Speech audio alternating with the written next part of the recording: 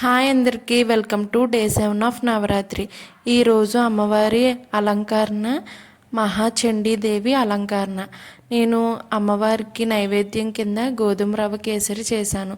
ముందుగా గిన్నెలో నెయ్యి వేసుకుని 2-3 స్పూన్స్, నా దగ్గర జీడిపప్పు లేదు అందుకని బాదం తీసుకున్నాను. బాదం కిస్మిస్ వేయించుకుని పక్కన పెట్టుకున్నా. అదే గిన్నెలో ఇంకొంచెం నెయ్యి వేసుకుని గోధుమ రవ్వ కూడా ఎర్రగా వచ్చేటట్టు వేయించుకోవాలి. ఇప్పుడు మనం ఏ కప్పుతో అయితే రవ్వ తీసుకున్నామో అదే కప్పుతోటి హాట్ వాటర్ 4 కప్స్ వాటర్ తీసుకోవాలి. హాట్ వాటర్ వేస్తే చల్లగా అయ్యాక కూడా చాలా బాగుంటుంది. ఇలాగా దగ్గరికి వచ్చేసాక 1.5 కప్తో షుగర్ వేసుకోవాలి. లాస్ట్లో యాలకుల పొడి వేసుకోవాలి. ఇప్పుడు మనం వేయించుకున్న బాదం కిస్మిస్ కూడా వేసేసుకోవాలి. ఇప్పుడు లాస్ట్లో 2 స్పూన్స్ గీ వేసుకోవాలి. అలాగే చిటికెడు పచ్చకర్పూరం వేస్తే టేస్ట్ కూడా చాలా బాగుంటుంది. టెంపుల్స్లో వేస్తారు కదా, ఆ టేస్టే వస్తుంది. కొంతమంది ఫుడ్ కలర్ వేస్తారు. నేనైతే ఫుడ్ కలర్ ఏమీ వేయలేదు.